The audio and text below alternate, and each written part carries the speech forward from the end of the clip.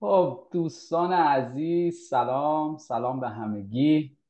امیدوارم که جلسه امروز و وبینار سالانه امروزمون پر از سوالای خوب باشه، پر از جوابای خوب باشه. A پلاس کانتنت چی هست؟ از نظر قانونی من داره موجودی کالاتون توجه ویژه‌ای بکنید. ببینید که موارد مالیاتی در سال 2024 قوانین و هوش مصنوعی همون AI استفاده کنه برای کسب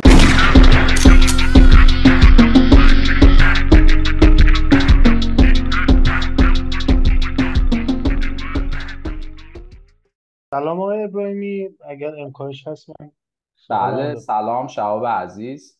آقای سلام، شب شما بخیر شهاب یک. باشه. بسیار عالی. بله، خیلی خواهش خوشحالم میکنم. صداتون میشنوم. بفرمایید خواهش شهاب میکنم. جان، چه سوالی دارین، چه کمکی از دست من؟ بفرمایید. من در ابتدا تشکر میکنم از شما بابت این زمانی که برای ما گذاشتین و سایر دوستان. من سوالم در رابطه با مبلغ اولیه سرمایه گذاری و دفعات شارژ این پوله که مثلا برای سفارش اول من چه مقدار باید مثلا بذارم مینیموم، برای سفارش بعدی تماما هم توی مبحث پرایوت لیبل خلاصه میشه. متشکر میشه. بله، حتما فرمودین که پرایوت لیبل درسته؟ بله درست. بله حتما. خب ببینید خدمتتون عرض بشه که اول از همه اینو در نظر داشته باشید. بیزینس آمازون خب یه بیزینس جدی هست و ما برای هر بیزینسی وقتی میخوایم وارد بشیم، مخصوصا خب خارج از کشور، دوستانی که الان خارج از کشور هستن میدونن یه رستوران وقتی که میخوایم بزنیم ما باید به هر حال سرمایه بذاریم و بتونیم با رقبامون رقابت بکنیم. راجع به حداقل‌های سرمایه یه ویدیو آموزشی جدا هم من ساختم، توی همین کانال یوتیوب هست و میتونید ملاحظه بفرمایید. اما اگر من بگم خیلی بستگی به سه تا چیز داره. یکی این که خب چه جنسی میخوایم بیاریم. این خودش خیلی مهمه که من بدونم آقا چه جنسی قراره بیارم. من میتونم یه خودکار بیارم، میتونم یه دونه دوربین عکاسی بیارم، میتونم یه لنز دوربین عکاسی بیارم و همه اینها خب مسلما موارد زیادی اینوست مختلفی رو میطلبه. پس اول اصلا باید بگیم چی بیاریم که خوب باشه. حالا ما توی دوره ها بیشتر به بچه ها آموزش میدیم آقا قیمتی که میخوایم بیاریم بین حدود $25 تا مثلا $50 تو فروش. چرا؟ به این دلیل که وقتی که همچین اتفاقی میفته اون افراد، اون خریدارها و کاستمرها کسایی هستن که دیگه زیاد تریکی نمیشن. اگه بالای مثلا 50 $60 70 $80 همینجوری هی بره بالاتر دیگه تریکی نمیشن و خرید. از اون برم زیر $25 دیگه خیلی مکسنس مالی نمیکنه و چون آمازون هزینه‌های پنهان هم داره و خب میان مثلا کامیشنش رو برمیداره، استوریج فی برمیداره، چیزهای مختلف برمیداره و این باعث میشه که دیگه برای سلر چیز زیادی باقی نمونه. در نتیجه دیگه زیر 25 من پیشنهاد نمیکنم. شما در نظر داشته باشین اگر بخواید 1000 تا یونیت از یک پروداکت رو بخرین، خب اگر اون پروداکت $25 رو داریم میاریم میفروشیم، خب اگر مثلا اون $5 خریدش باشه یه چیزی نزدیک $5000 حداقل مینیمم وجود داره که شما باید اول کار هزینه کنید.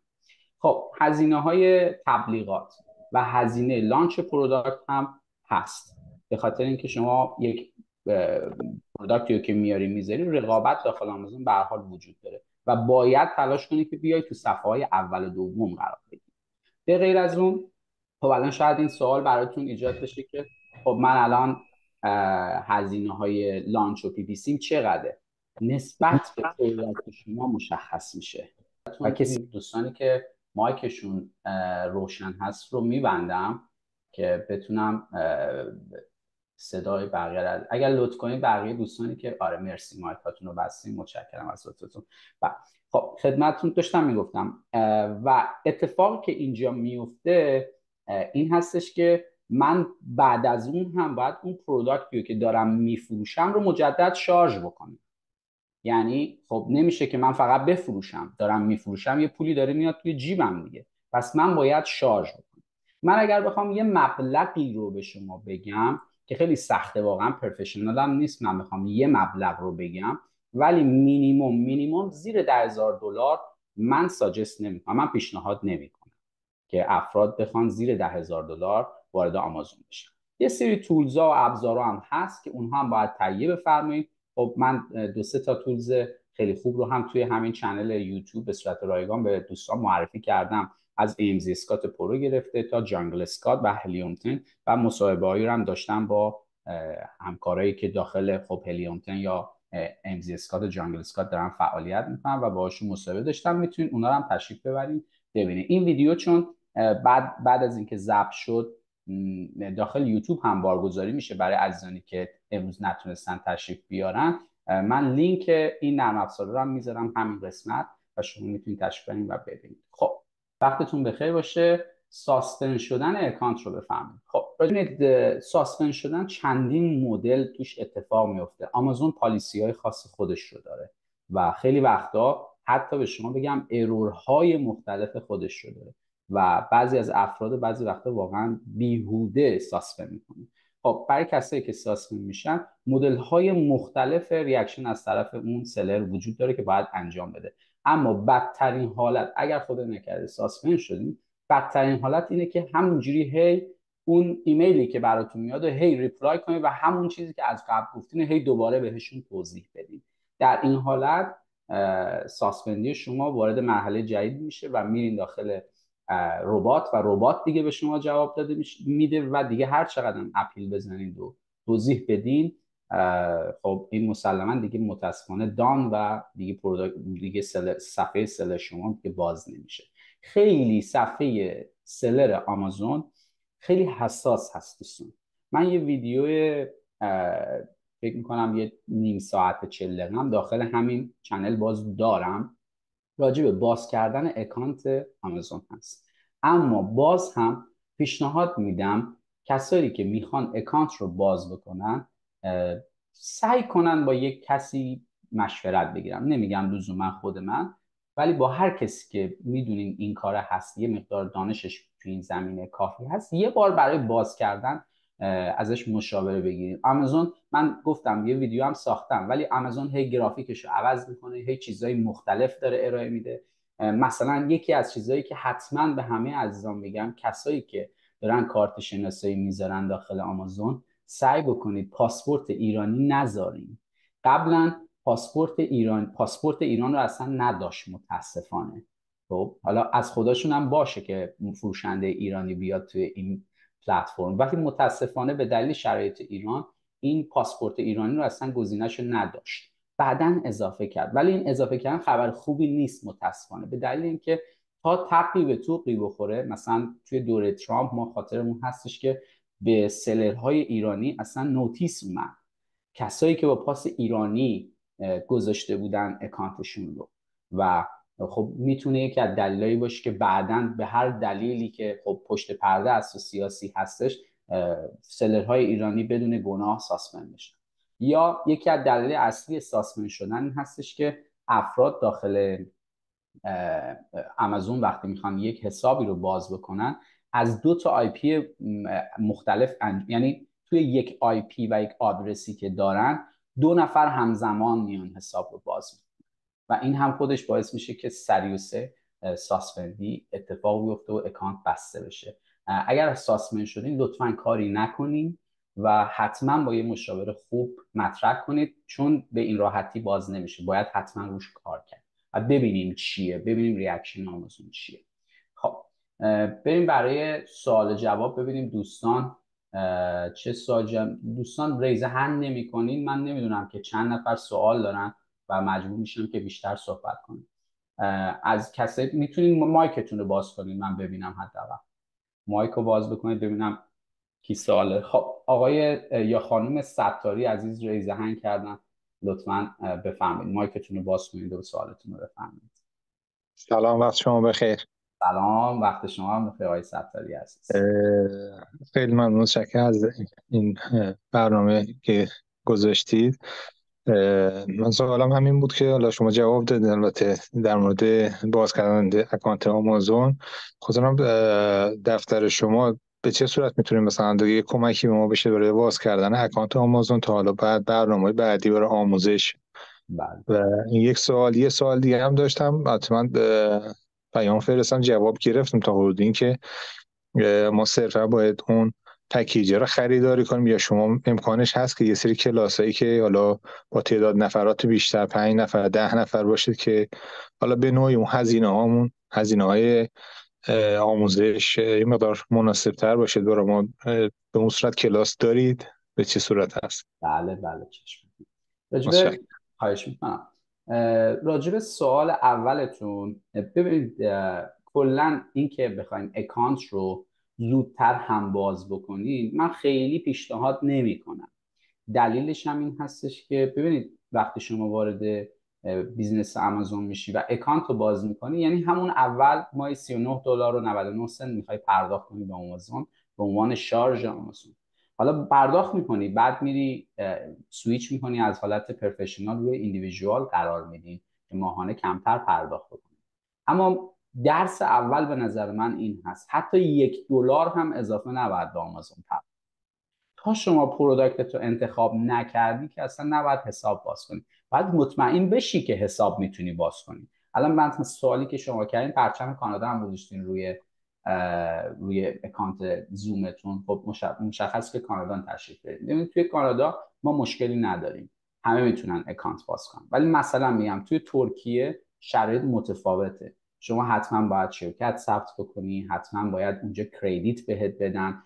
حساب دیبیت کافی نیست. مثلا بچه‌هایی هستن که از ترکیه به ما پیام میدن میگن ما حساب بانک زراعت ترکیه رو داریم.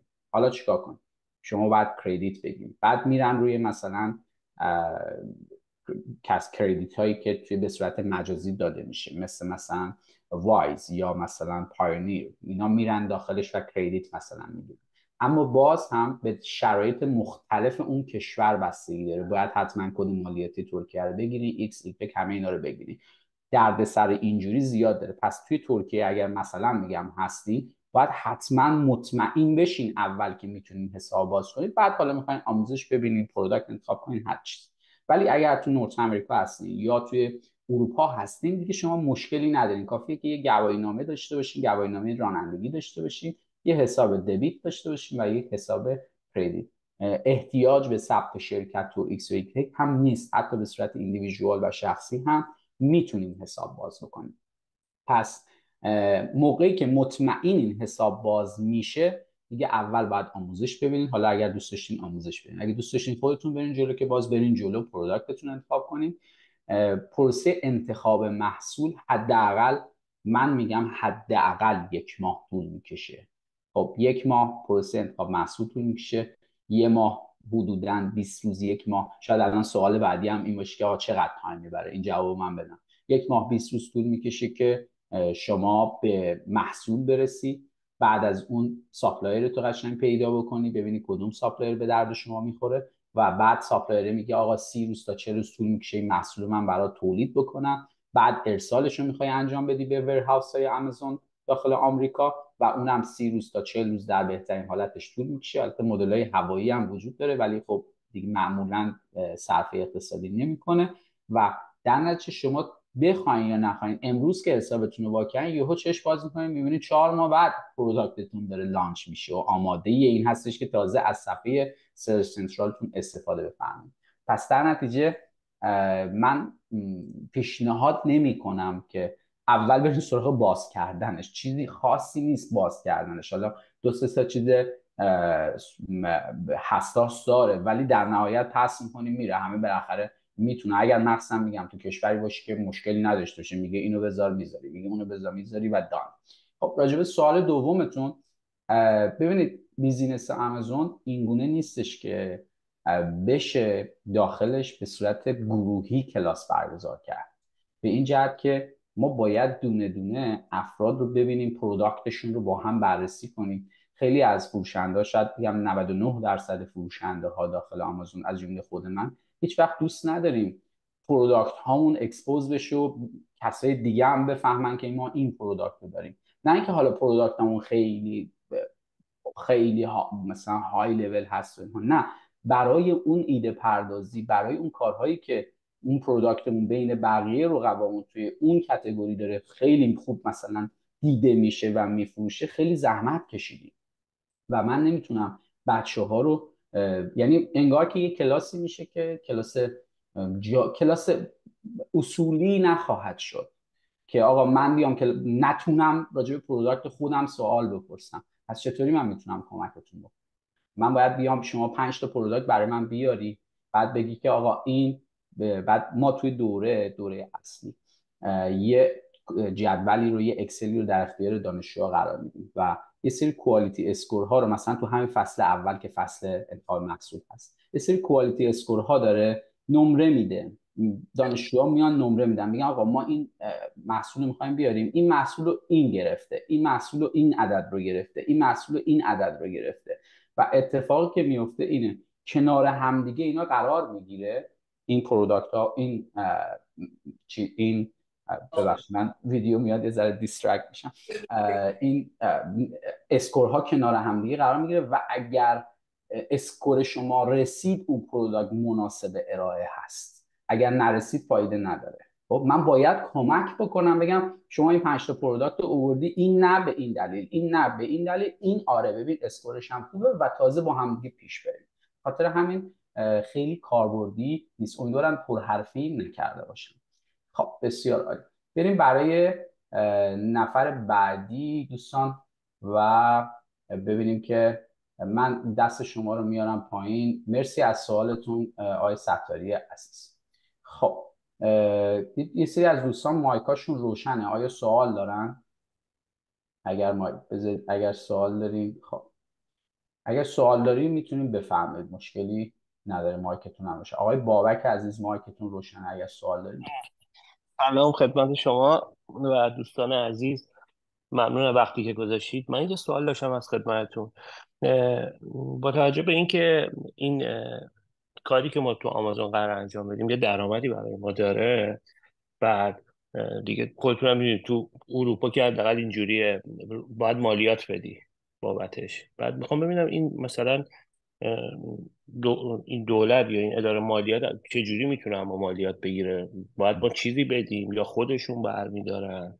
در مورد این اگه توضیح بدیم ممنون میشه. حتما بابک جون، سوال خیلی خوبی کردی. محمد جون دستتون رو میبینم که بالا هست، برمیگردم خدمتتون. ببینید راجع به مالیات، اولا که من شخصا مشاوره مالیاتی نمیدم. دلیلش چیه؟ دلیلش این هستش که قوانین مالیاتی در تمام کشورها مختلفه و شما حسابدارتون هستش که قوانین اون کشور رو میدونه. خب اما در نظر داشته باشید شما درآمد شما وارد حساب شما میشه، حساب بانکی شما میشه و فرقی نمیکنه که از کجا درآمد داشته باشید. وارد مثلا میگم من کانادا هستم و کد واریز حساب من میشه، این درآمد من هست و اون کسی که حسابدار من هست سال به سال بر اساس پریت حساب بانکی من درآمد من رو به دولت کانادا اعلام میکنه. حالا قصه کانادا و آمریکا یه مقدار متفاوته، به خاطر همین میگم من واردش نمیشم، چون مثلا میدونم اتریش یه شکل دیگه است، ترکیه یه شکل دیگه است. این رو باید از حسابدارتون بپرسید. اما اینکه مالیات پرداخت میکنین، بله 100% شما مالیات کشور خودتون رو به عنوان درآمد پرداخت میکنید، اما مالیات کشور آمریکا رو پرداخت نمیکنید. وقتی که شما وارد حساب سلر میشید یک فرمی هست بهش میگیم فرم WP8. فرم WP8 رو شما به عنوان کسی که شهروند US نیست پر میکنید و میگین که آقا من تکس نمیدم. چرا؟ چون شهروند شما نیستم و از اون ور تکس که نمیدم، تکس هم نمیتونم از کاستمر هام بگیرم. یعنی آمازون پروداکت ما رو میفروشه و افراد رو تکس شارژ نمیکنه، چون تکس از خریدار نمیگیره، تو حساب ما هم تکسی رو ارسال نمیکنه. یعنی از نظر آمریکا شما یه شخصی هستی که نه تکس برات باید گرفته بشه، نه تکس خودت باید بدی. بازم برای کشور خودتون خوشحال میشم از حساب دارم. ممنون، متشکرم. ممنون. محمد جان سوال یادت نره، من یکی از بچه‌ها تو چت پرسیده ازم این سوال رو جواب بدم. همین آقای ستاری عزیزم، آیا باز کردن اکانت آمازون رو با توجه به ویدیوهای شما میتونیم خودمون باز کنیم؟ اکانت آمازون رو بله میتونیم، میگم باز کنیم، ولی بهتر هستش که چون محیطش عوض شده، اون ویدیویی که من برای باز کردن اکانت ساختم فکر کنم برای 2 سال و نیم پیش هست و یه مقدار محیطش عوض شده. یه ذره مثلا اگه دیدین گیر کردین و تریکی بودی، اون موقع میتونید از مشاوره خودمون استفاده کنیم. خب محمد جان، دست شما بالا هستش، مایکتون رو روشن بفرمایید و سوالتون در درود بر شما استاد عزیز. درود بر شما. یه سوالی که برای من مطرحه این که در مورد دوره هاتون میشه به صورت مفصل توضیح بدین که چه فرقی با هم داره و آیا میشه مثلا یه دوره رو 2 نفر با هم بگیرن؟ امکانش هست به صورت شیء بگیریم؟ و این اختلاف سطح رو خیلی دوست دارم در موردش بیشتر بدونم که اگه یه کسی مثلا یه دوره معمولی بگیره چقدر اختلافشه با کسی که دوره پروفشنال شما رو میگیره؟ درست. ببینید، اولا که راجع به دوره ها من میتونم از شما خواهش کنم که با پشتیبانی در تماس باشیم، چون من این ویدیو رو نمیخوام ویدیویی باشه که وقت دوستان رو بابت تبلیغات کارمون بخوام بگیرم و دوست دارم فقط سوالها رو واقعا جواب بدم. حالا که سوال فرمودین فقط سریع به شما بگم راجع به 2 نفر، اگر پروداکت شما یکی هست و 2 تا شریک هستین هیچ اشکالی نداره. شما اصلا 4 تا شریک باشین و پروداکتتون یکی باشه، ما قراره که منتور شما باشیم و وقت روی پروداکت شما بذاریم. ما روی یه پروداکت میتونیم وقت بذاریم و کمکتون بکنیم، از این جهت مشکلی نداره. ولی اینکه چند نفر باشیم با چند تا پروداکت متفاوت، خب شما به هر حال یعنی که چند تا فروشنده متفاوت هستید.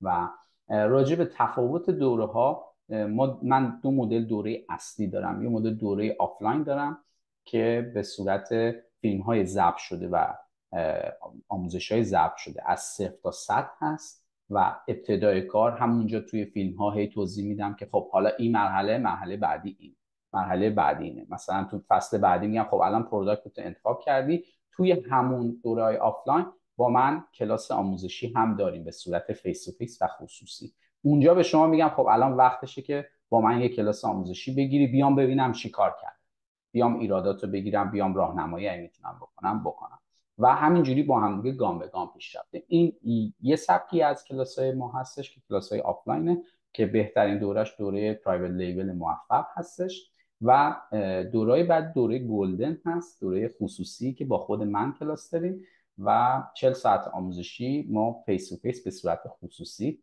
با هم کلاس خواهیم داشت. ولی در ماه کلا من یک دانشجو رو بیشتر روی اون دوره نمیگیرم و متأسفانه دوست دارم بیشتر در خدمت دوستان باشم ولی دیگه زیغ وقت نمیذارم. خب اینم از سوال جناب عالی. دوستان اگر کسی سوال داره لطفا دستش رو یا ببره بالا یا مایکش رو روشن. خب 20,000 تا مد نظرم هست، مد نظرم بود. عالی جناب ابراهیم. بله $20,000 برای شروع بیزینس آمازون اوکی هست و میتونیم این کار رو انجام.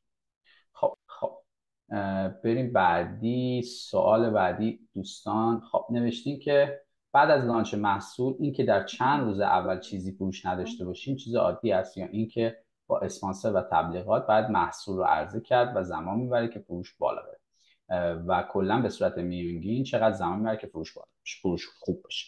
ببین این خیلی سوال خوبی هست. شهاب جان مرسی دستتون رو آوردین بالا. من دیدم الان این سوال جواب بدم برمیگردم خدمتتون. ببینید برای لانچ محصول، بله این که من خیلی تعجب میکنم اگر کسی بگه که ما مثلا توی هفته اول یا روز اول، من دیدم بعضی از بیشتر منتورهای خارجی متاسفانه بعضیشون منتور نیستن، یوتیوبرن انگار، مثلا دانشی ندارن، مثلا میبینم که میگه بله ما تونستیم روز اول مثلا $20,000 بفروشیم. این افراد نه تنها به نظر من دروغگو هستن و اینا نشون میده که اصلا هیچ دانشی از آمازون ندارن. چون که شما وقتی پروداکت رو داخل آمازون میذاری روز اول، حالا روز اول، هفته اول، حتی ماه اول، یعنی این کسی که داره میگه ماه اولم من خیلی فروختم و بعد مثلا مصاحبه بکنه بگه من ماه اول خیلی فروختم به به چقدر خوب بود، این یا دروغگوه یا هم دروغگوه هم بی‌سواد. راجب آمازون ممکن آدم خوبی باشه ولی توی آمازون بی‌سواده. چرا؟ چون ما اصلا یک پروسه‌ای داریم به عنوان بحث رلوونسی و بحث ایندکسینگ کالا. یعنی وقتی که شما پروداکت رو داخل آمازون میذاری، آمازون یک رباتی داره که ما بهش میگیم ربات عنکبوتی. حالا من نمیخوام وارد اون بحثا بشم، این بحثای اصلی هستش که توی درسای اصلی هم آموزش میبینن بچه‌ها. وقتی که بحث رولنسی ایجاد میشه، خود ربات آمازون، شما فکر کنید رینگ لایت هستید، خود ربات آمازون حدوداً 20 روز، 1 ماه طول میکشه بیاد شما رو ایندکس کنه، یعنی ببین اصلا چی هستی. و خب این PPC ها یا همون تبلیغات پیپر کلیک پرداختی و لانچ محصول چیزهایی هستن که کمک میکنن اول اون رباته بیاد سمت پروداکت شما و پروداکتی که الان تو صفحه 20 هست با توجه به دانش لانچ و شناخت الگوریتم آمازون آروم آروم میاد تو صفحه های اول، دوم، سوم، جایی که فروش انجام میشه. پس سوالی که فرمودین که در روزهای اول اگر فروشی نداشته باشین آیا طبیعی هست یا عادی هست، در صورتی که نه PPC میزنین و نه لانچ کردین 100% بله، چون شما کاری نکردین، شما یک پروداکت رو فقط گذاشتین ارسال کردین به انبار آمازون، الان تو صفحه 100. اصل قصه این هستش که شما بتونین از صفحه 100 پروداکتتون رو بیارین صفحه اول، دوم، سوم و دانش لانچ رو یاد بگیرید. خب اینم از این. شعب عزیز بفرمایید سوالتون رو دستتون. ببخشید مجدد من مزاحم شدم آقای ابراهیمی. من یه سوال داشتم در رابطه با ثبت برند آقای ابراهیمی. بله. باید از ابتدا ما این پروداکت رو ثبت برند بکنم من، یا مثلا بعد از اینکه تبلیغات PPC رو انجام دادیم، کمپینا رو ساختیم و پروداکت به صفحات اول اومد، تقریبا اونم نه اول مثلا صفحه 3 اومد، صفحه 4 اومد، که مثلا ما بتونیم یه فروش معقولی رو در طول مثلا اون مدت 1 ماه 2 ماه داشته باشیم، بعد من اقدام بکنم برای ثبت برند، چون بالاخره من محصولی میخوام بیارم که یک تفاوتی داره با مثلا محصول آقای X یا خانم Y مثلا. من سوالم این بود. متشکرم. بله حتما. ببینید این که پروسه برند رجیستری رو کی انجام بدیم، برای کسایی که اصلا نمیدونن برند رجیستری چی هست و چطور اتفاق میفته، ببینید داخل آمازون شما وقتی که برند باشی و اسم برندت رو ثبت کرده باشی، آمازون یک فیچرهای اضافه ای رو نسبت به فروشنده ای که برند نیست و به صورت ساده و عادی اومده به شما اهدا میکنه. و این فیچرها یکیش گذاشتن ویدیوه. خب ویدیو درصد بسیاری تاثیر داره تو فروش شما. خب یکیش اینه.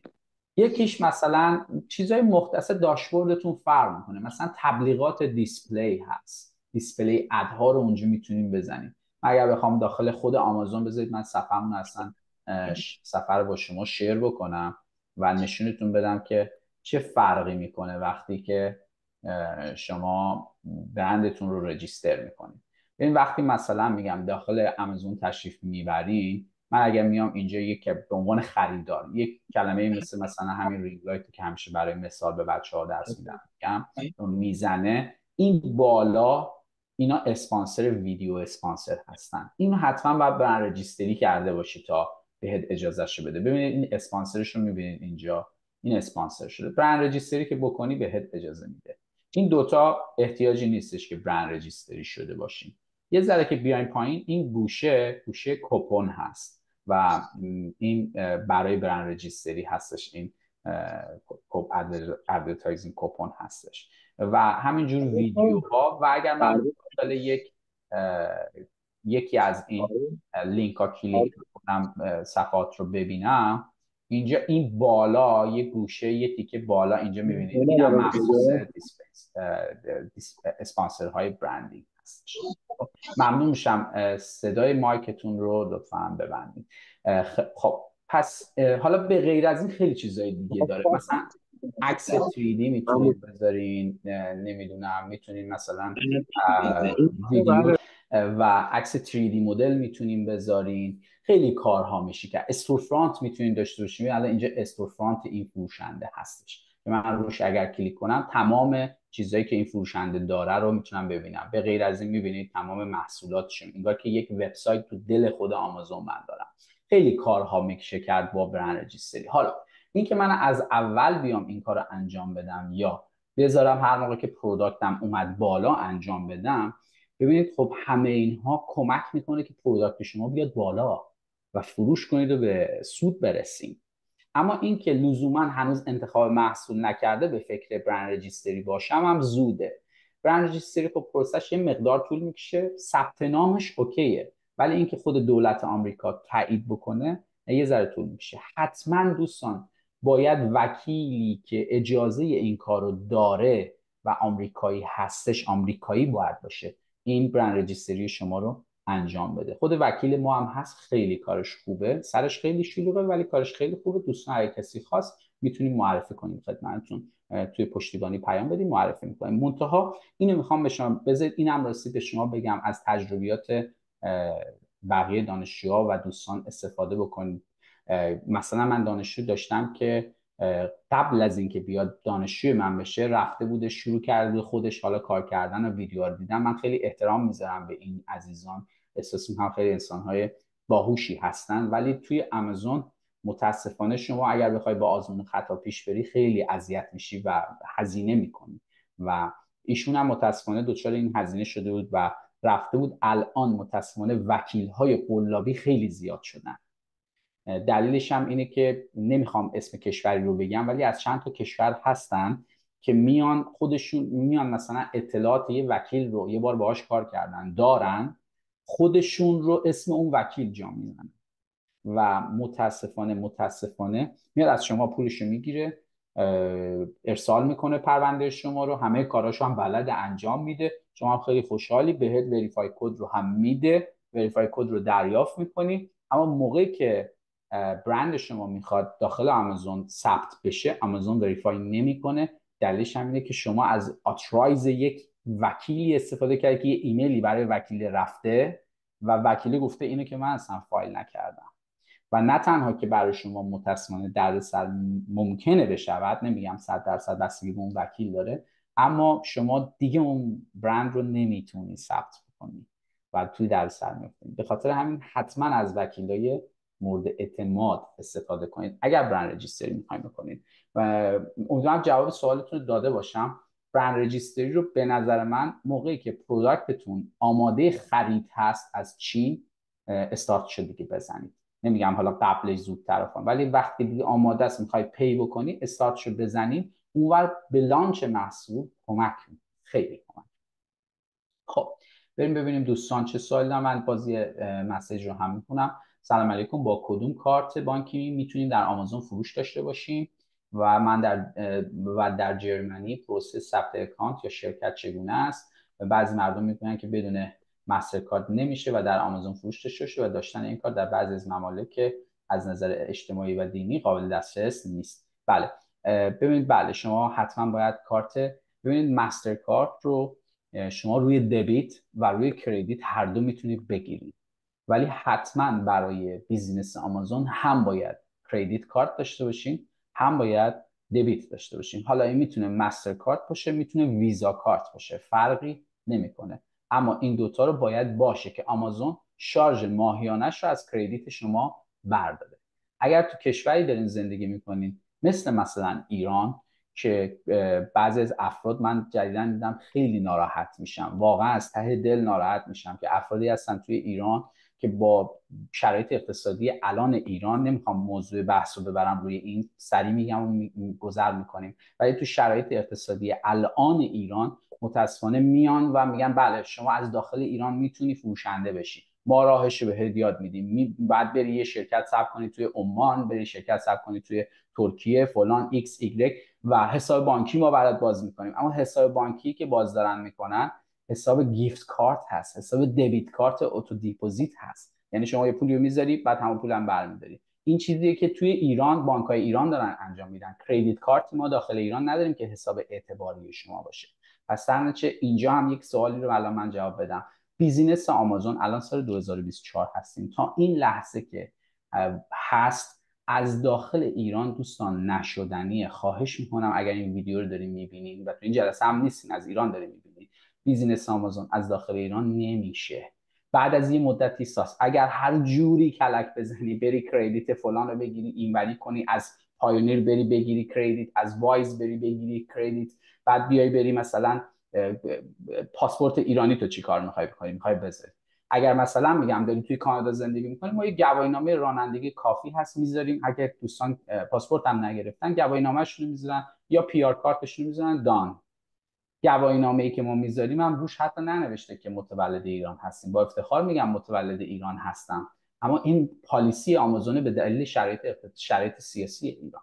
پس ما به عنوان سلر نباید ضرر بکنیم و میتونید این کار رو انجام بدید. امیدوارم پرحرفی نکرده باشم. خب دوستان کی سوال داره که مایکش بازه؟ مهدی عزیز بالا مایکش بازه. آیا سوال داریم؟ بابک جان هم همینطور. بله دستشون آقای محمود آلیلو آوردن بالا. محمود جان بفرمایید، من در خدمتتون هستم. دوستان هر کسی سوال داره خوشحال میشم که ریز هند بکنه، دستش رو ببره بالا. سلام. جان بفرمایید. سلام عزیز. سلام، وقت بخیر. من 2 تا سوال داشتم. یکیش این که مثلا ما تو اروپا یه شرکتی یه برندی باز میکنیم، بله ولی میخوام برند ما مثلا محصول ما بفرستیم کشور آمریکا، ولی مثلا اون برند ما تو کشور آمریکا هست. ما میتونیم با این برند بفروشیم اونجا؟ بله میتونید، مشکلی نداره. ما 2 مدل بیزینس توی آمازون داریم دوستان. یه مدل بیزینس بهش میگیم پرایوت لیبل و یعنی شما شخصا برند شخصی خودتو دارید. یه مدل دیگه هم هست که بهش میگیم ریتیل آربیتراژ، یعنی که شما میری و یک پروداکتی الان داخل آمازون وجود داره و اون رو شما میبری و شما هم میای در اصل به صفحه لیستینگ اون پروداکت میچسبی، میگه آقا من فروشنده دوم هم این پروداکت رو دارم. بذارید من اینجا چون سوالتون خوب از خیلی از بچه‌ها ممکنه که این سوال رو داشته باشم، من اینجا شیر میکنم اسکرینم رو و یه توضیحی به شما اینجا میدم. اجازه بفرمایید. خب فکر کنید که الان برای مثال من الان روی صفحه همین یک فروشنده، بذارید یک فروشنده که چند تا دونه آدم روش نشسته و داره میفروشه رو بزنید. خب اکستنشن AMZ اسکات پرو رو من توی ویدیوها و توی یوتیوب معرفی کردم. از این اکستنشن میتونم استفاده کنم، یک ریپورتی به من میده. الان روی صفحه که هستم من اکستنشن AMZ اسکات پرو رو ران میکنم. موقعی که ران کردم اینجا یک ستونی روی این اکستنشن وجود داره. لینک این اکستنشن هم دوستان هم توی چت میتونم بذارم حالا آخر جلسه، هم اینکه کسی اگر خواست به پشتیبانی پیام بده و اینکه داخل این ویدیو یوتیوب هم لینکش رو میذارم. فکر کنم لینکی هستش که بچه‌ها زحمت کشیدن تخفیفم از کمپانی گرفتن. خب ببینید توی این ستون ملاحظه بفرمایید تعداد سلرها رو میبینید نامبر آف سلرز رو میبینیم که این فروشنده الان این محصولی که اینجا وجود داره، این فروشنده 4 نفر آدم روش نشستن، این فروشنده الان 7 نفر آدم روش نشستن. یعنی این محصول چیزی که وجود داره اینه که شما هم میتوانید به یک پروداکتی که دارین برین و بچسبین به صفحه اون پروداکت و بگین منم این رو دارم، حالا این برند برای یک کسی دیگه است، به شرطی که شما هم دقیقاً همون رو داشته باشین هیچ مشکلی نداره و میتونیم بچسبین به صفحه و شما هم بفروشین. امیدوارم سوالتون همین بود، درست جواب دادم سوالتون رو یا اشتباه متوجه؟ بله. پس هیچ سوال مشکلی دیگه هم که نداریم. داشتم بله سوال دیگه هم که داشتم در مورد قرارداد امضا کردن با خریدار چینی. بله چشم. ببینید بستگی داره که شما کجا خریدتون رو بکنید. من یه دونه ویدیو آموزشی دارم که داخلش توی همین چنل یوتیوب توضیح 10 تا از پرطرفدارترین سایت‌های عمده فروشی در سطح دنیا رو معرفی کردم و بستگی داره که کجا خریداری بکنید پروداکت رو. اگر داخل مثلا علی بابا خریداری بکنید، کانترکتی که از قبل نوشته شده کانترکت دیفالت سایت علی بابا هست که به سود میشه گفت به سود خریدار نسبتا نوشته شده و اگر مشکلی پیش بیاد و مشکلی داشته باشه شما میتونین کلیم کنید و پولتون رو پس بدید. اما اگر جایی خارج از علی بابا خرید بکنید یا مثلا سایت های عمده فروشی دیگه ای هم هستن مثل تاوباو 1688 بخواید برین ازشون خرید بکنید، اینها پالیسیشون زیاد به سود ما نیست و باید حتما یه سری اینکوترم ها رو داخل کانترکتتون اضافه بکنید که اونا نتونن به قول معروف فردا روز شما رو دور بزن. بله، کانترکت هم خیلی موارد مختلفی رو کانترکت وجود داره که بهتر رعایت بفهم. خب آقای مهدی، مرسی از سوالتون محمود عزیز. آقای مهدی عزیز در خدمت شما هستم، بفرمایید. بعد از اونم آقای بابک عزیز در خدمت هست. سلام آرش. سلام از ماست. حالتون خوبه؟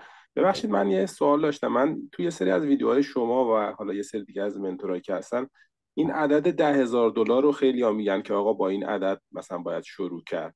بعد اینو شما دیدم چند جایی حالا ذکر کرده بودی توی ویدیوهات. بعد این میتونی یه تقسیم بندی بکنید که مثلا اینقدرش برای مثلا خرید محصولتونه، اینقدر مثلا برای ثبت برند، اینقدر برای تبلیغاتتون کنار بذارید، اینقدر برای سفارش دومتون کنار بذارید. اینو یه دسته‌بندی کلی میتونید بکنید که ببینید مثلا چجوری باید مدیریت کرد اینو. واقعا میگم نمیشه اینجوری دسته‌بندی کرد، چون من نمیدونم چه پروداکتی میخوای بیاری، چقدر هزینه‌شه که میدونی. اگه من مثلا اول جلسه هم عرض کردم خدمتتون، اگه مثلا یه پروداکتی بیاری که $5 خریدشه داخل چین، مثلا $4 خریدشه، میشه 4000 تا بابت اون مثلا چه میدونم. باز من نمیدونم وزن پروداکتتون چقدره که فوروارد چقدر از شما میخواد بگیره. یعنی خیلی مربوط به پروداکت میشه بخوایم اینجوری ریسک. اصلا آمازون اینجوری نیست. واقعا الگوریتم آمازون و خود آمازون یک الگوریتم پویا هست و توی لحظه شما باید بدونی که چیکار بکنی، بدونی که چقدر براش باید هزینه کنید. به خاطر همین واقعا نمیشه هیچ استیتمنتی که اینم که ما حالا من خودم هم گفتم که زیر $10,000 نه اینکه $10,000 عدد خوبی باشه، خب مینیمومه، خیلی مینیمومه و زیر $10,000 یعنی که این پروداکت موفق نمیشه. بله این به خاطر این است. خب بابک جان من یک مسیج بخونم برگردم به شما. سلام، با کدوم کارت بانکی که گفتیم بهشون؟ خب برند رو میگن how to sell brands. توی آمازون سوال کردیم که چطور برندمون رو بفروشیم. ببینید افرادی هستن که در حال حاضر دوست دارن برند ها رو از شمای سلر بخرن. ما دو مدل بیزینس توی آمازون داریم.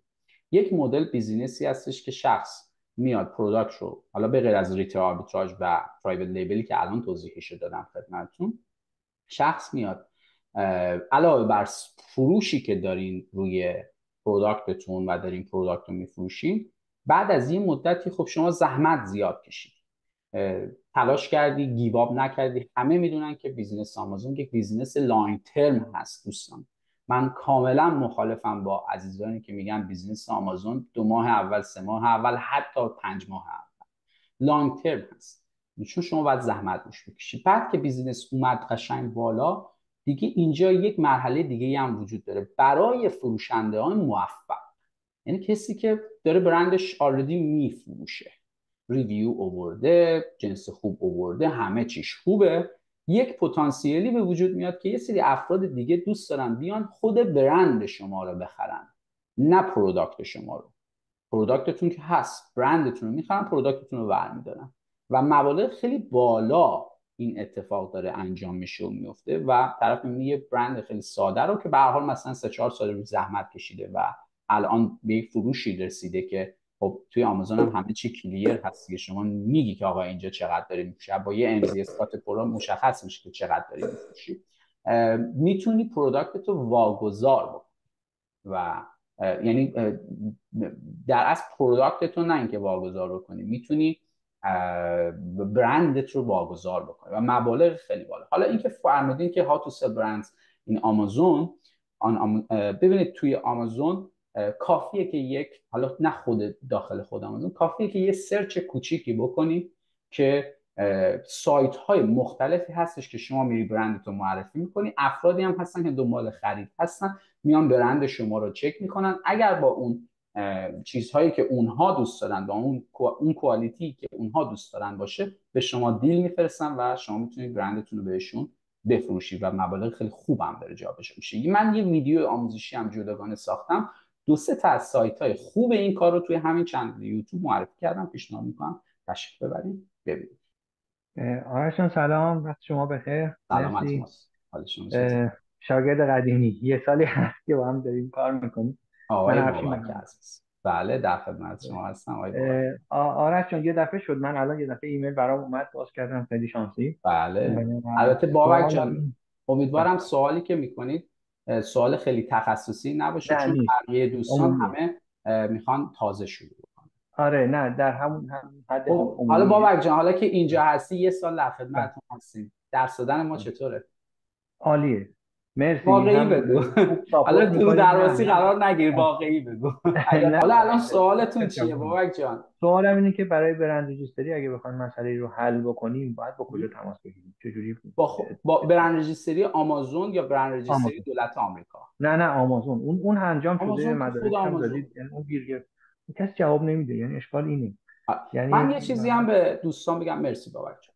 یه چیزی هم به دوستان بگم، کاستمر سرویس آمازون افتضاحه. بله. یعنی خیلی اذیت میکنه و یه سری افراد بدون دانش شدن کاستمر سرویس آمازون. در نتیجه هر چقدر که میتونیم ما باید حواسمون باشه که دچار ارور نشیم. اگر ایرادی توی رجیستریشن آمازون هستش باید با کاستمر سرویس آمازون انجام بشه و هی حالا ببینیم که به چه دلیل رد شده. مثلا اصلا نمیگن، اشکالشون اینه، اصلا نمیگن گیرش کجاست. یعنی دو بار شما میگم، خودتون حالا زحمت کشیدید میگم یه آنلاین 5-6 ماهی هست اومدید. تشریف نداشتیم بابک جان، با من هماهنگ بکنید، میام یه نگاهی میندازم، حتما ببینم مشکلش. مرسی. حتما ممنون، بازم ممنون. الان بابک جان چند وقت ما پشتیبان شما هستیم؟ بیشتر از یک سال. الان 1 سال بیشتره. بله. ولتون که نکردیم، درسته؟ نه اتفاقا همکارتون هر موقع که پیغام میدین فوری جواب میدن، هر موقع سوالی چیز ما داریم شما دوستان خودتون جواب میدید. مرسی. سلامت باشید. ما دوستان میگیم به بچه‌ها که خب حالا مثلا 9 ماه یه سال پشتیبانتون هستیم، اما واقعا بعد از 1 سال مثلا 9 ماه فلان اینقدر دیگه مثل همین بابک جان عزیز دوست شدیم با بچه‌ها که اگر مشکلی پیش بیاد، مسئله پیش بیاد هستیم. مثلا دانشجوی ما هم نباشیم بازم مشکلی داشتیم، به عنوان یه فارسی زبان در خدمت شما هست. ممنونم بابک عزیز. مرسی. خب خدمت شما عرض بشه که من ریز هند میکنم شما رو. دوستان اگر کسی با سوالی داره من در خدمتم. اینجا ما 5 دقیقه دیگه میخوایم که جلسه رو به اتمام برسونیم که دوستان خسته نشن. من سریع یه سری توضیحات کوچیک رو، سوالای کوچیک رو توی چت بخونم. سلام، اگه تولید کننده ای باشی که بخواید کار صادرات رو آمازون رو شروع کنی یا همزمان میتوان فروش تو آمریکا و خاورمیانه، اگر تولید کننده ایران هستی خواهش می‌کنم وارد بازار آمازون نشین. همین الان اول جلسه احتمالاً تشریف نداشتین. متاسفانه اگر نمیتونین به صورت با اکانت مالی و اکانت کردیت کارت با دبیت کارت فرق میکنه، با یک حساب عادی فرق میکنه و مدارک یک کمپانی یا به صورت حالا گواهینامه رانندگی. در اصل شما اینجوری بگم اگر اقامت یک کشور دیگر رو نداشته باشین متاسفانه از داخل ایران اگر تشریف دارین، چون نوشتین کلمه صادرات رو من احساس می‌کنم از داخل ایران تشریف دارین متاسفانه نمیشه که بخواید توی این بیزینس باشین. خواهش میکنم سرمایه‌تون رو به خطر نندازید. خب شما فهمیدین که برند رو رجیستر میکنم. دوستان آقای مهدی عزیز، مهدی مرادی، مایکتون روشنه اگر بازم سوال دارین، چون من نمیبینم کسی دیگه ریز هند کرده باشه. در خدمت هستم. خب عالی، مثل همیشه. شب جان متشکرم از لطف شما. گفتیم که یک سوال دیگه این که میشه یه برند رو رجیستر کرد و کاتگوری‌های مختلف استفاده کرد. ببینید بله میتونید یک برند رو رجیستر بکنید، اما اتفاقی که میفته اینجا این هست توی آمازون شما وقتی که به عنوان یک برند ثبت میشین دیگه کاری نداره با شما میتونی انواع و اقسام پروداکت های متفاوت رو زیر مجموعه برند خود توی آمازون بفروشی. اما اینکه داخل خاک آمریکا حالا فروشگاه میخوای بزنی هر چیز دیگه، برند رجیستری فقط برای آمازون که نیست، برای کل بیزینس هایی هست که شما تو آمریکا میتونی انجام بدی. توی آمریکا اگر شما روی یک پروداکتی داری برند رجیستری انجام میدی، روی همون پروداکت فقط میتونی پیش بری و اگر میخوای یه پروداکت متفاوت تو کاتگوری متفاوت داشته باشی باز باید پرونده‌ت رو ریوپن کنی و مجدد درخواست بزنی. خب یعنی یک برند کلی و بعد همون سوال فرمودین. خب سلام، به نظر شما برای شروع یک محصول وارد بشیم یا چند محصول؟ دوستان حتما برای شروع از یک محصول وارد بشیم. اجازه بدین اون محصول بره، موفق بشه، مشکلی برای پروداکت پیش نیاد، همه چی اوکی بشه. اون موقع من شخصا خود منم خیالم راحت تره، میگم دوستان بریم و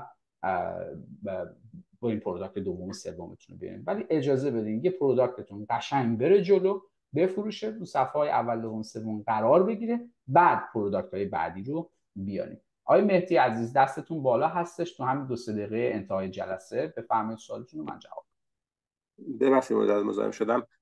آرش، میخواستم در مورد سایت آی پستال بپرسم، شما تجربه دارید تو اون قضیه که یه آدرسی میده و حالا میشه با اون مثلا ثبت نام کرد برای اکانت سلر؟ ببینید سایت چی فرمودید؟ آی پستال. داخل ایرانه؟ نه خیلی، نه اصلا مال آمریکاست و یه آدرسی، حالا اونجوری که من پرسیدم اینه که یه آدرسی میده که مثلا میتونی حالا تو اون آدرس چیزی دریافت کنی، اگه کدی برات بیاد مثلا اسکرین شات میگیرن میذارن تو، مثلا یه اکانتی داری که مثلا مثل یه آدرس فیزیکیه دیگه، یه همچین حالتی. حالا من خودم واقعا باش کار نکردم ولی ببین این اتفاقا این جزء جملاتی هست خب که خیلی از افراد رو ممکنه فریب بده مهدی عزیز. خب که آقا ما پس یه سایت‌های این شکلی هم وجود دارن، اما در نظر داشته باشید آدرس شما باید با آدرس کارت گواهینامه شما یکی باشه و آدرس گواهینامه شما همراه با آدرس فیزیکی شما باید با آدرس استیتمنت بانکیتون هم یکی باشه. علاوه بر اینکه برای شما کد میاد، آدرس بانکتون باید اوکی باشه. به غیر از اون آدرس گواهینامه‌تون باید روش باشه. روی تمام گواهینامه آدرس وجود داره و اصلا برای این داره آمازون وریفای میکنه. من پیشنهاد نمی کنم که وارد این بازی بخوایم بشین که مثلا از یک آدرس فیزیکی، اگر بتونید مثلا کسی رو خارج از مثلا توی هر جای خارج از ایران و حالا یا افغانستان پیدا بکنید که دوست شماست داخل یک کشور دیگه داره زندگی میکنه و تمام اکانت به نام اون باز بشه، اوکی. اما چرا پیشنهاد نمیکنم؟ باز شدن اکانت ممکنه موقتی اتفاق بیفته ولی بعداً بسته شدنش مستلزم بسته شدنش ضرر بسیار زیادی به شما میزنه. اینوست کردی، کلی سرمایه خرید، روز داری مثلا ماهی 2000-3000 یونیت حداقل میفروشی، بعد به خودت میگی چی شد من یه ساسپند شدم. چی شد؟ سر اینکه بله این معلوم شد که این سایتی که داره به 20 تا دونه سلر دیگه هم داده. خب مسلمه شما الان شماره های مجازی از تلفن مجازی مثلا توی وبسایت ها میزنن بله میخواین حساب سلر باز کنین با تلفن مجازی باز بکنید. خب اون تلفن مجازی 20 بار به افراد مختلف داده شده، وریفای کد اومده، آمازون میفهمه. خاطر همین پیشنهاد نمیکنم، درست پیش بریم بهتر هستش. خب 2 تا سوال آخر رو من مرسی از مهدی از سوالتون. 2-3 تا سوال تو چت هست و من تموم کنم جلسه. چند تا چی فرمودید استاد شما تا الان چند تا دانش آموخته داشتید و چند نفرشون به موفقیت رسیدن و هنوز دارن میفروشن؟ الان جوابتون رو میدم. میخواستم بدونم که برای شروع به غیر از $10,000 سرمایه به چه تجهیزاتی نیاز داریم. خب بزن اول جواب تجهیزات رو بدم چون نمیخوام تبلیغ دوره ها و فلان و اینها باشه. راجع به تجهیزات ما حداقل 2 تا تولز رو احتیاج داریم، تولز هلیوم 10 و تولز امزی اسکات پرو. جفت لینکاش هم همین الان میذارم داخل اصلا برای عزیزانی که شرکت کردن لینکش رو ایمیل میکنیم و برای کسایی که از یوتیوب دارن این ویدیو رو میبینن داخل دیسکریپشن میذاریم. این تولزا رو باید داشته باشیم، قرار نیست همیشه داشته باشیم ولی واجبه، مثل یه برقکاری میمونه که انبرده است نداشته باشه نمیشه. پس ما باید از تجهیزاتی که داریم تولزا رو داشته باشیم، نرم افزار رو داشته باشیم. نوشتیم تجهیزات یه لپتاپ کافی هست، قرار نیستش خیلی سیستم گرافیکی خیلی بالایی داشته باشه و اصل کار شما هستین و ذهن فعالتون و ذهن پویاتون که میتونه براتون فروش بیاره. خب اینم از این و راجب این 2 تا هم برگردم بعد راجب دانشجویون صحبت کنم. سلام دومی هستش که دوره شما چه مدت زمانی دوره ما نیاز داره؟ این هم به شما میگم، نمیخوام راجب دوره صحبت کنم، من کارمند آمازون هستم و دقیقاً حرف شما رو تایید میکنم.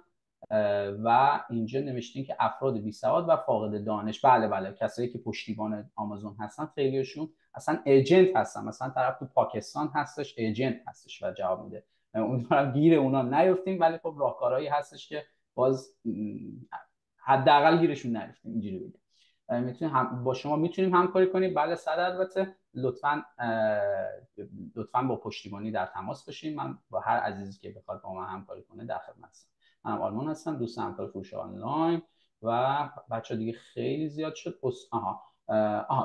همین دانش آموختر من به شما بگم دوستان، شخصا خود تیم ما، حالا شاید بعضی از افراد دیگه چه فارسی زبان چه انگلیسی زبان من نمیدونم، شاید مثلا یک آماری رو بخوان از افراد و دانش آموزاشون بدن که کیا موفق هستن کیا موفق نیستن. اما موفقیت رو من شخصا الان من نگاه کردم 2 تا از دانشجوام هم اینجا هستن الان و مرسی که تشریف آوردین. ببینید موفقیت اینگونه نیست به نظر من که شما بگی من قراره که امروز روزی 20 تا دونه بفروشم و راضی هستم یا نیستم. موفقیت توی آمازون وقتی که دانشجو کسب می‌کنید می‌بینید بر اساس 1 اینوست شما، 2 بر اساس دانش شما، 3 بر اساس رنک شما اتفاق میفته و شما می‌بینی که آقا اگر اون رنک رو ببری به اون رنک برسی 20 تا دونت میشه 50 تا دونه فروش و خودتی که تصمیم میگیری که اون رو انجام بدی یا ندی. ما مثلا جدول‌های گیووی داریم، جدول رنک بندی داریم و آدم‌های موفق به نظر من موفقیت تعریفی داره دیگه. تعریف اصلیش هم اینه. آدم‌های موفق، من شخصا میگم آقا مثلا بذار اینجوری مثال بزنم تموم کنم جلسه وقتتون نگیرم. من به خودم میگم که آقا من اگر روزی 100 تا دونه بفروشم آدم موفقی هستم. بعد فردا روزش، چون آمازون که وحی منزل نیستش که من امروز 100 تا بفروشم فردا یهو 70 تا بفروشم یا فردا همون 100 تا رو بفروشم یا 70 تا میفروشم، فرداش یهو ممکنه احساس عدم موفقیت بکنم و بگم خب من دیروز 100 تا فروختم امروز 30 تا کم فروختم، خب و احساس ناموفقیت کنم. در نتیجه من واقعا نمیدونم کی چه احساسی داره و چطور داره پیش میره. دوستانی که با خود من کار میکنن و مشاوره میگیرن و من در خدمتشون هستم میام بررسی میکنم. هیچ وقت هیچ آدمی به نظر من قرار نیستش که پر بشه. ما اگه قرار بود ساتیسفای باشیم و همیشه راضی باشیم که الان همه آدمای کره زمین رو غار زندگی میکنیم و راضی بودیم که توی غار هستیم. اون کسی که من دانشجو دارم کارخونه داره، کارخونه‌های مختلف داره مثلا چه بدونم یه پروداکتش داره مثلا روزی 150 تا 200 یونیت میفروشه و هر موقع باهاش صحبت میکنم میگم چطوری اوضاع چطوره، میگه آرش من راضی نیستم. خب نگاه کن بیا اینو ردیف کن دیگه و حقم داره. اون 150 تا 200 یونیت در روزش میتونه بشه 300 تا. دانشجو هم دارم که یه روز در میون میبینی مثلا یه دونه 2 تا میفروشه و بازم اونم اگر بیاد با من صحبت کنه، امیدوارم که بیاد و صحبت بکنه، میگه که خب آرش مثلا من خیلی دارم کم میفروشم. میگم خب حق داری باید بیشتر بفروشی. هر چقدر که آمازون پتانسیلشو داره، هر چقدر که بخواید بیشتر بفروشین بیشتر میفروشین و دانشتون بیشتر بشه، تلاشتون بیشتر بشه، میتوانید بیشتر هم بفروشین. مرسی که همگی، ممنونم ازتون که تشریف آوردین. ما تا 37 نفر توی جلسه اومدن و هی رفتن، حالا ممکنه بیشتر شده باشه، هی رفتن خوششون نیامد یا هر چیزی یا جوابشون رو گرفتن. ممنون که تشریف آوردین. خوشحالم که در خدمت کامیونیتی ایرانی و فارسی زبان هستم. نه تنها ایرانی فارسی زبان هستم. چنل انگلیسی زبان من هم داره فعالیتش رو شروع میکنه. 2-3 تا فیلم انگلیسی ضبط کردم. برای خودم جذابه، خودم هم چیزی یاد میگیرم، از شما چیزی یاد میگیرم. دوستان یکی از سوالایی که خیلی وقت از خود من میشه اینه که آرش چرا درس میدی؟ من چیزی یاد میگیرم، از دانشجوام هم چیزی یاد میگیرم، از شما عزیزان چیزی یاد میگیرم و افتخارم میکنم. و لطفاً اگر دوست داشتین چنل انگلیسی زبان منم توی یوتیوب دنبال بفرمایید تا بتونم به عنوان ایرانی به انگلیسی زبان ها هم درس بدم و پتانسیل شغل براشون ایجاد کنم. خیلی خوشحال شدم که باهاتون صحبت کردم و خیلی ممنون از سوالای خیلی خوبتون که پرسیدین. امیدوارم سال 24 سال بسیار خوبی برای همه شما باشه. قربونتون برم. خدا نگهدار همتون.